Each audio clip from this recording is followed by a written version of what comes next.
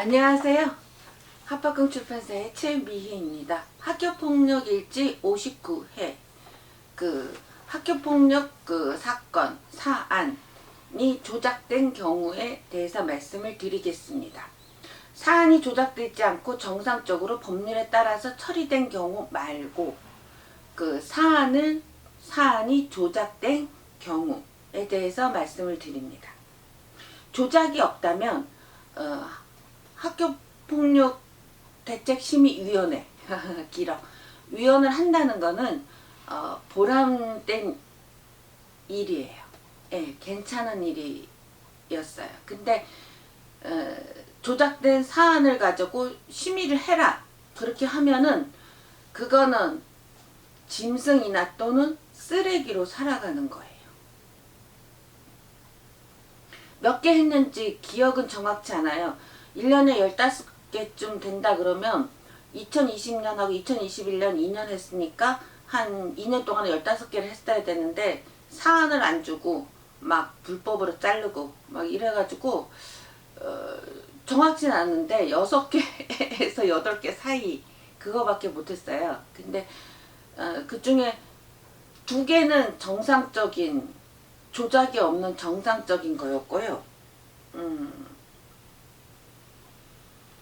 이 경우는 학폭심의위원회도 정상적으로 진행을 해요. 그 조작 사건인지 어떻게 아냐 그러면은 일주일 전까지 사안 보고서를 보내줘요. 그걸 읽고 아는 거예요. 그러니까 조작이 있다 없다라는 말보다는 그 사안 보고서를 읽고 조작을 발견했다 발견하지 못했다 이렇게 말하는 게 정확해요. 그런데 한 개는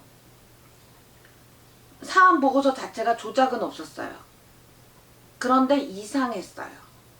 그래서 심의위원회 심의하러 갔더니 거기서 이 사건도 조작이구나 알았어요. 2개만 정상이었어요.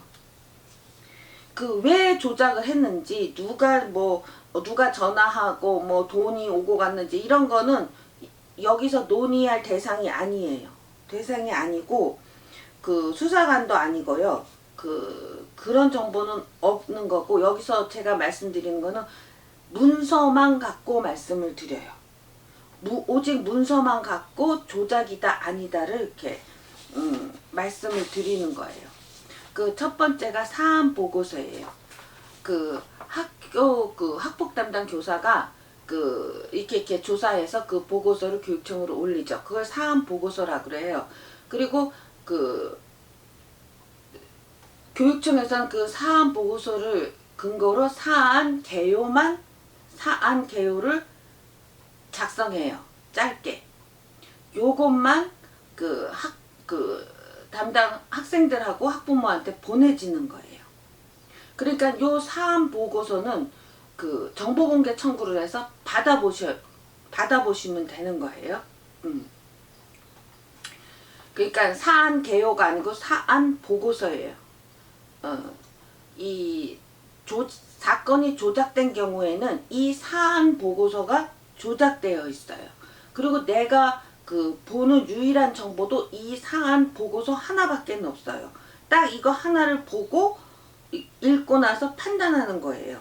그러니까 읽으면서 내용이 불분명하다. 그러면 또 조작이군. 그러면서 찬찬히 읽어요. 그러면 조작된 지점을 찾을 수가 있어요. 그래서 이 사안 보고서 한 개만 갖고도 조작을 입증할 수 있는 것도 있어요. 그러니까 사건 내용이 일단 불분명해요. 그 다음에 앞뒤 말이 달라요. 그리고 순서를 바꿔놔요. 예, 그리고 고의로 오타를 내요. 수법은 굉장히 다양하더라고요.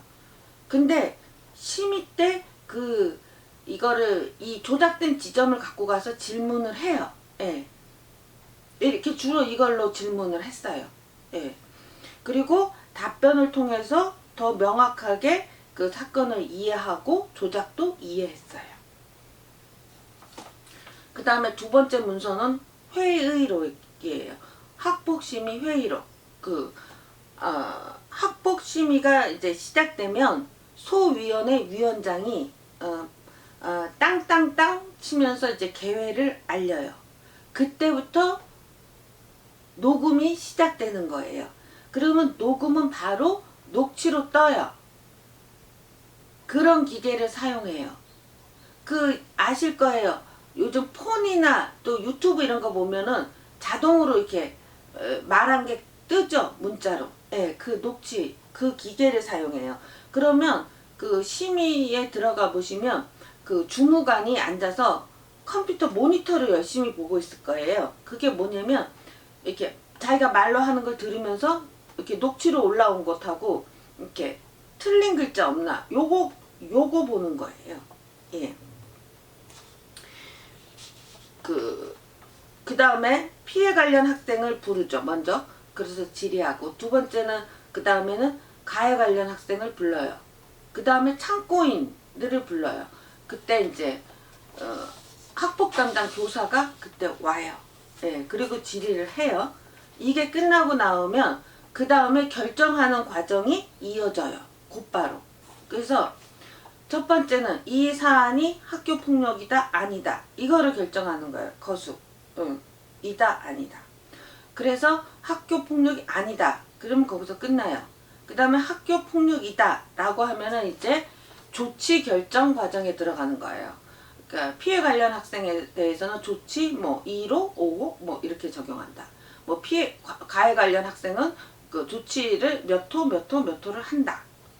그러면 끝났을 때 위원장이 그 조치 결정된 거를 다시 읽어요. 피해 관련 학생은 몇 호 처분, 가해 관련 학생은 몇 호 처분. 요걸 읽고 나서 땅땅땅 치면 끝나요. 회의록은 여기서부터 여기까지예요. 이걸 다 받는 거예요. 회의록을 정보공개 청구하면 이거 전부 다 받는 거예요. 사안의 조작을 의심하지 않는 경우에라도 자기 자신, 자기 자식 일이잖아요. 그러니까 당사자들은 반드시 회의록과 사안 보고서를 정보공개 청구해야만 해요. 당사자들이 이거를 정보공개 청구를 해야 조작이 줄어들어요. 제가 요거 썼어요. 요 샘플을 하나 썼어요. 정보공개 청구서, 사안 번호, 그 다음에 청구인 본인하고 아이, 그 다음 피청구인 땡땡 교육지원청 학교폭력 대책심의위원회 위원장. 이렇게 하고 사안 보고서, 심의 회의록, 심의위원 참석자 서명지 서명하고 나와요. 다 끝나고 나서 서명하고 나오고요. 이름을 가린 상태로 그에 관련 자료 일체를 성명, 전화번호, 주소 등 개인정보를 삭제한 상태로 주시기 바랍니다. 요렇게 써서 정보공개 청구를 하시는 거예요. 그 다음에 우편으로 해도 되고요. 사이트에 들어가서 인터넷으로 하셔도 되고요. 안 준다 버팅기면 행정심판에서 받아내면 돼요. 이거는 받아낼 수 있어요. 그 다음에 이 결정서 받죠. 결정서 받으셨죠. 결정서하고 사안보고서, 회의록 이 세 가지 문서로 조작을 입증하는 건 되게 쉬워요. 아주 쉬워요. 그 세 번째, 그럼 조작의 주체는 누구냐? 딱 4명. 딱 4명. 그러니까는 그 학부모와 학생이 받아보는 그 문서에 이름이 적혀 있는 딱 4명이에요. 그러니까 학교장, 그 다음에 학폭 담당 교사, 그 다음에 교육지원청의 학폭위원장, 그리고 학폭 담당 장학사. 이렇게 4명이에요. 조작의 경우에는 교장과 위원장이 의논해서 합의를 봐요. 그 다음에 교사와 장학사가 실무를 하는 거예요. 그러니까 누가 압력을 넣었다, 뭐 걔네가 어떤 집 자식이다, 뭐 돈을 받았다 안 받았다 이런 거 다 신경 끄시고요. 조작은 이 4명의 손에서 일어난다. 이게 중요한 거예요. 그 다음에 4번째, 조작의 시작은 어디냐? 학교에서 시작돼요. 학교에서 시작돼요. 그래서 학교에서 처리가 미흡하거나 이상한 것 같다 이렇게 느껴지면 이건 다 조작 때문이에요. 안 그러면은 다 친절하게 해요. 가해든 피해든 친절하게 다 제대로 처리를 할 거예요. 아, 이거 이상하다. 교육청 심의 때 가서 말하면 되겠지. 이러면 안 됩니다. 요거 안 됩니다. 큰일 납니다.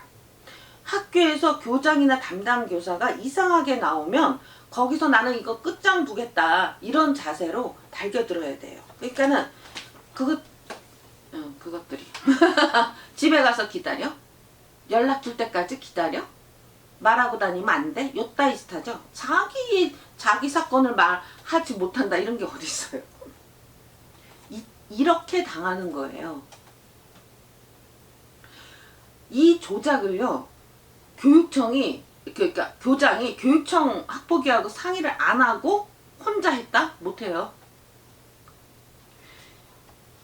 위원장이 아무리 친해도 상급기관인데 상의 없이 했다가 잘못되면 어쩌라고요? 반드시 상의합니다. 그래서 계속 전화 통화하고 만나고 이러면서 조작도 하고 수작도 하는 거예요. 그래서 이 학폭심의위원을 그를 올라갔다 그랬으면 이미 딱 그 얘기 끝난 거예요. 그러니까 교육청에 가서 말하면 되겠지 이러면 절대로 안 됩니다. 이미 얘기 끝난 거예요, 얘들. 조작 사건의 경우에. 그 다음에 5번째, 말이 아니고 문서로 하셔야 돼요. 교사, 교장, 뭐 장학사 이렇게 해갖고 만나가지고 뭐 전화 통화도 하고 만나서 얘기도 하고 하지만은요, 본인의 주장은 반드시 전부 문서여야 해요. 문서만 효력이 있어요. 문서가 아닌 거는 전달이 안 됩니다. 말은 전달이 안 됩니다. 내가 필요한 말은 안 되고 조작에 필요한 말만 전달이 돼요. 그러니까는요, 조작된 사건이든 조작이 안 된 사건이든 꼭 이 3가지는 꼭 하셔야 돼요. 첫째, 문서로 해야 된다. 꼭 문서로 해야 된다. 2번째, 심의 전까지 문서를 교육청 학폭위에다 보내야 돼요. 심의 전까지. 심의 때 가서 이러지 말라고요. 이거 하지 마세요.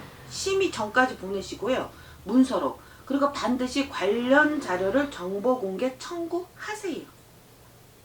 정상이든 아니든 조작이든 이게 기본적으로 해야 될 거라고 생각해요.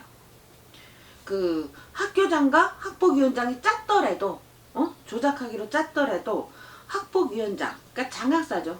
장학사가 보고를 하는 거지. 이거 넘겨먹기 어렵겠다 이렇게 판단을 하잖아요.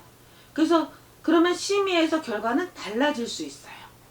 공무원들은 아무리 친해도 짰다 그래서 겁먹지 마세요. 아무리 친해도 자기한테 불이익이 올 것 같다 그러면은 안 해요.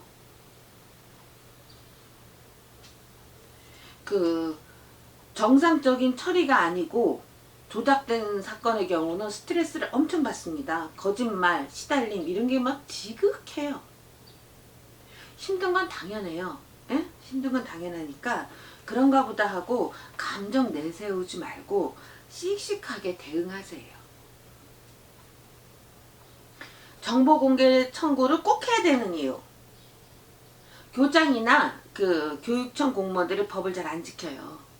그런데 학부모나 학생들이 똘똘하면 법을 지킬 수밖에 없어요. 정보공개 청구를 하면 얘들이 안 지키는 게 되게 곤란해요. 그러니까 학교와 교육청의 준법 정신이 높아지는 거예요. 자기 사건인데 어떻게 그 자료를 받아볼 생각을 안 하세요. 옛날은 그게 불가능했어요. 공무원들 마음대로 했어요. 마음대로. 근데 요즘은 세상이 좋아져서 자기에 관련된 것은 다 받아볼 수가 있어요. 공개하도록 되어 있단 말이죠. 이런 제도가 마련되어 있으니까 자기 권리를 충분히 함부로 포기하지 마세요. 누려야죠. 생판 모르는 나도 그 문서 하나만 딱 읽고 여기 저기 여기서 조작했다 이런 걸 바로 찾아낼 수 있어요. 그러면 당사자는 그걸 받아보면 사안보고서하고 회의록을 받아보면 당연히 조작을 찾아내요. 당연히 알죠. 이것들이 정보공개 청구를 안 하니까 학부모와 학생들이 흐리멍텅하다 이런 판단을 했으니까 조작을 하는 거예요. 이거 다 받아본다 정보공개 청구에서. 그러면 얘들이 못하죠. 그러니까 사실은 교육 공무원들의 범죄는 학부모들을, 그러니까 얘네들이 학부모를 우습게 알아서 범죄를 저지르는 거잖아요. 그러니까 학부모들이 자기 권리를 포기하면은 교육 공무원들을 범죄의 수렁에 빠뜨리는 거가 되는 거예요. 그래서 정보공개 청구는 꼭 하셔야 됩니다. 자, 공문서 허위 작성. 회의록에서요, 학폭이다 그렇게 하고 조치 결정을 했는데 학부모가 받아본 결정서에는 학폭 아님, 조치 없음, 이렇게 해서 쓴 결정서를 학부모에게 보냈다. 학부모가 그걸 받았다. 요거 공문서 허위 작성이에요.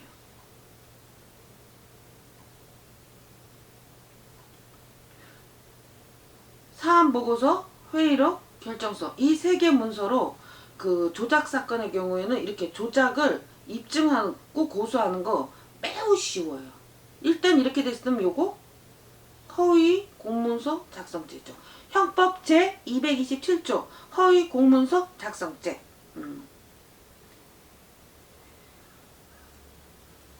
요거 부모가 겁이 많고 정신이 흐릿하면은 자식이 너무 큰 피해를 보면서 자라게 돼요. 용기를 내세요. 세상 천지 가장 귀한 것은 자식 말고 없어요. 예, 고맙습니다.